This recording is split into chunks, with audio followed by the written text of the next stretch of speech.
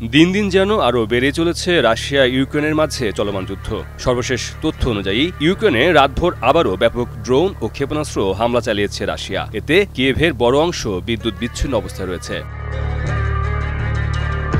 কিয়েভের mayor Vitali ক্লিসকো জানান, একাধিক জ্বালানি স্থাপনা ও আবাসিক ভবনে হামলার খবর পাওয়া গেছে। হামলায় ৯ জন আহত হয়েছেন। বিদ্যুৎ সংযোগ বিচ্ছিন্ন হওয়ায় রাজধানীর পূর্বাংশের বাসিন্দারা অন্ধকারে ডুবে গেছেন।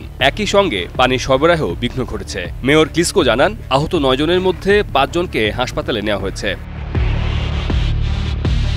সাম্প্রতিক সপ্তাহগুলোতে ইউক্রেনের জ্বালানি স্থাপনার উপর হামলা জোরদার করেছে রাশিয়া। ইউক্রেনের প্রেসিডেন্ট ভলোদিমির জেলেনস্কি এ পরিস্থিতিতে মৃত্যুদের প্রতি বাস্তব পদক্ষেপ নেওয়ার আহ্বান জানিয়ে বলেন, এখন আর প্রদর্শনমূলক সমর্থন নয়, বরং যুক্তরাষ্ট্র, ইউরোপ এবং G7 দেশগুলোর সিদ্ধান্তমূলক পদক্ষেপ প্রয়োজন। এজন্য চাই বিমান প্রতিরক্ষা ব্যবস্থা সরবরাহ এবং নিষেধাজ্ঞা কঠোরভাবে বাস্তবায়ন।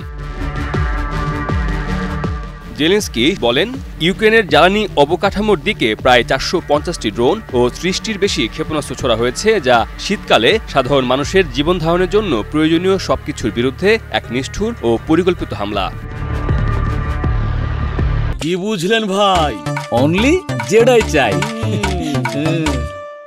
পুরো ইউক্রেন জুড়ে কিনজাল হাইপারসোনিক ক্ষেপণাস্ত্র হামলার সতর্কতা জারি রয়েছে, যেগুলো শনাক্ত করা অত্যন্ত কঠিন।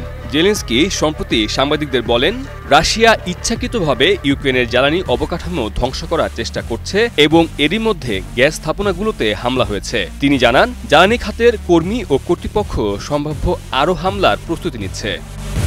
মির্জা রকিবুল হাসান, নিউজ 24।